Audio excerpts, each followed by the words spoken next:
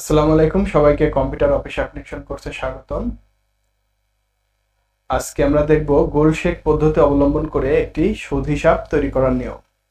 আচ্ছা, গোলশেকটা তৈরি করার আগে আমরা যে ছকটা আছে ছকটা আগে পরিচিতি হই। এরকম করে আমাদের একটা ছক তৈরি করতে হবে। সেটা প্রথম ঘর হবে হচ্ছে নামের ঘর, আমরা তো জানি। আর বি নাম্বার হবে ইন্টারেস্ট। ইন্টারেস্ট হচ্ছে সেই সুদ, অর্থাৎ কত পার্সেন্ট ইন্টারেস্ট দিতে হবে সেই ইন্টারেস্টের পার্সেন্টটা লিখবো। তারপরে ট্রাম হচ্ছে সময়, কিস্তির পরিমাণ যে আমি 12 কিস্তিতে শোধ করব সেটা।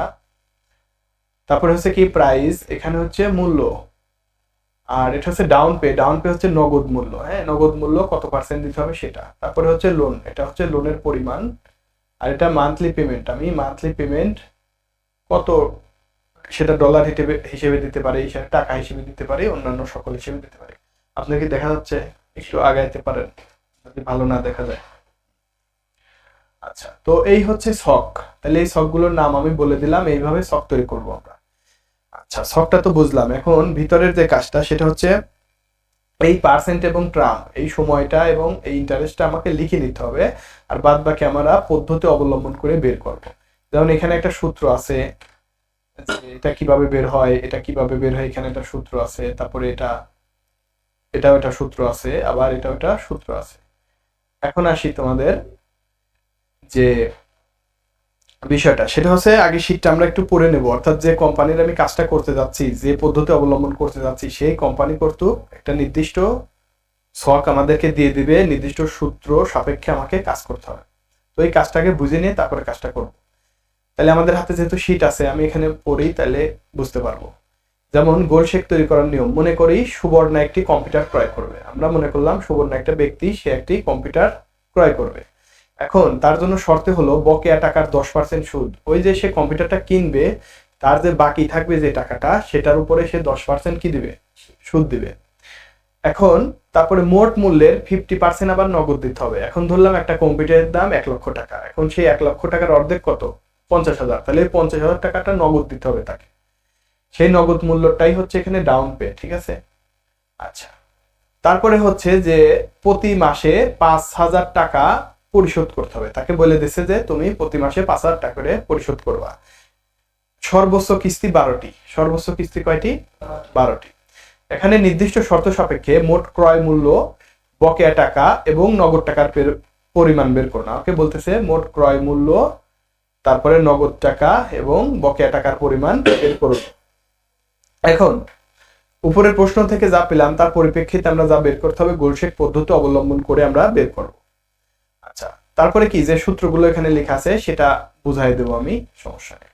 তো এই যে প্রাইজের ঘরটা আমাদেরকে ফাঁকা রাখতে হবে। আর এটা তো আমরা ডাউন পে বলছি। ডাউন পে হচ্ছে কি, আমাকে এখানে আমরা যে শর্তটা পড়লাম 50% কি নগদ দিতে হবে না? নগদ দিতে হবে। তাহলে এই যে আমরা এই সূত্রটা লিখবো এভাবে, ইকুয়াল দেবো B3টা কোনটা? ইন্টারেস্ট। এই ইন্টারেস্টের সাথে পার্সেন্টটা জাস্ট গুণন করে দিতে হবে। কি করে দিতে হবে? গুণ করে দিতে হবে। যে 50% দিব সেই ইন্টারেস্টের সাথে জাস্ট গুণন করে দিয়ে ইন্টারপ্রেস করলেই কিন্তু আমরা পেয়ে যাব আমাদের ডাউন পেটা। বোঝা গেল? আর প্রাইসটা ফাঁকা থাকবে। এটা যেহেতু আমরা গোলশেক পদ্ধতি অবলম্বন করে বের করবো, সেহেতু প্রাইসটা ফাঁকা থাকবে, এটা অটোমেটিক ফিল আপ হয়ে যাবে, অটোমেটিক। আচ্ছা, তারপরে কি লোনের টাকাটা কিভাবে বের করব আমরা? এখানে দেখতে পাচ্ছি যে সি থ্রিটা কি সময়, অর্থাৎ টার্ম বা কিস্তির পরিমাণ, যেমন 12 কিস্তিতে পরিশোধ। তাহলে সেই C3, এই ঘরের নাম হচ্ছে C3 মাইনাস D3। মাইনাস D3টা হচ্ছে প্রাইস। তো এটা থেকে এটা যদি আমরা মাইনাস করে দেই, তাহলে কিন্তু এখানে আমরা লোন পাবো, ঠিক আছে?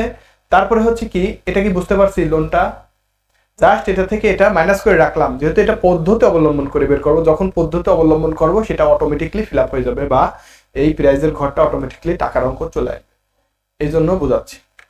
তারপরে কি মান্থলি পেমেন্ট। তো মান্থলি পেমেন্টের জন্য যে সূত্রটা এখানে আছে সেটা হচ্ছে, এটাকে বলে পেমেন্ট ট্রান্সফার, অর্থাৎ PMT লেখা আছে, পেমেন্ট মান্থলি ট্রান্সফার। এই সূত্রটা এখানে আমাকে লিখতে হবে। আমরা তাহলে সূত্রটা একটু লিখার চেষ্টা করি, দেখি পারি কিনা। তাহলে সূত্রটা আমরা লিখবো বড় হাতের PMT। কি লিখবো? বড় হাতের PMT।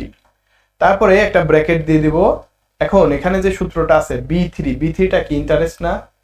ইন্টারেস্ট ভাগ তারপরে হচ্ছে 12। 12টা কি আমাদের? 12টা কি কিস্তির পরিমাণ না? আচ্ছা 12 দিয়ে জাস্ট আমরা কি করব, ভাগ করব। তাহলে কমা দিয়ে দিলাম। এখন C3টা কোনটা, ট্রাম। C3 comma minus F3, comma minus F3টা কি, লোন। এই লোনের সাথে জাস্ট আমরা বিয়োগ করে দেব। তাহলে এতটুকু কি বুঝতে পারছি? এই দুইটা আমরা কি করছি, জাস্ট ভাগ করছি। আর C3টা হচ্ছে এই ট্রাম, এই ট্রাম থেকে আবার F3টা কি, লোন।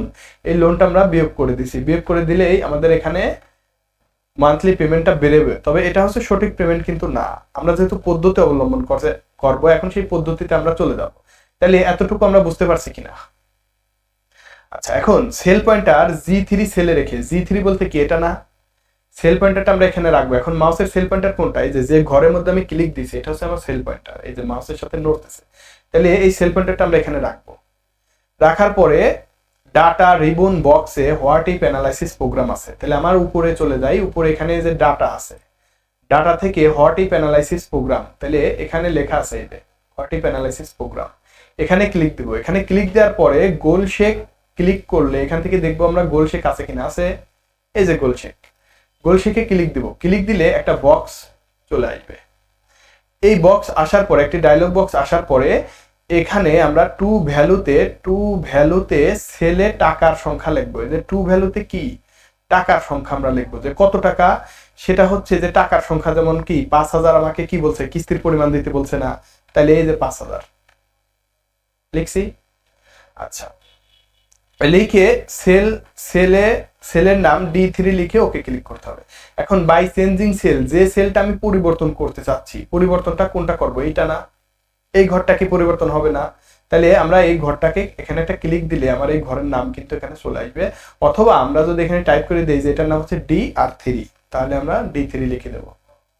তাহলে বুঝতে পারছি এই গোল শেকের মধ্যে কি কি লিখবো। এখানে সেলের নাম, যেখানে আমরা সেল পয়েন্টার ছিল সেটার নাম আছে G3। টু ভ্যালুতে যে আমাকে বলছে 5,000 টাকা করে তুমি কিস্তি দিবা, তাহলে এখানে সেই টাকার পরিমাণ লিখবো। আর যে সেলটা পরিবর্তন হবে সেই সেলের নাম এখানে লিখবো। লিখে ওকে একটা ক্লিক দিব। ওকে হয়েছে, বুঝতে পারছি। তাহলে এটা আমার প্রাইস বের হয়ে গেল, এটা আমার ডাউন পে নগদ মূল্য, এটা হচ্ছে লোনের পরিমাণও বের হয়ে গেল, এখানে মান্থলি পেমেন্টটা আমি পেয়ে গেলাম। ক্লিয়ার? এই হচ্ছে গোলশেক পদ্ধতি অবলম্বন করে আমরা একটি কাজ শেষ করলাম। তো সবাইকে ধন্যবাদ।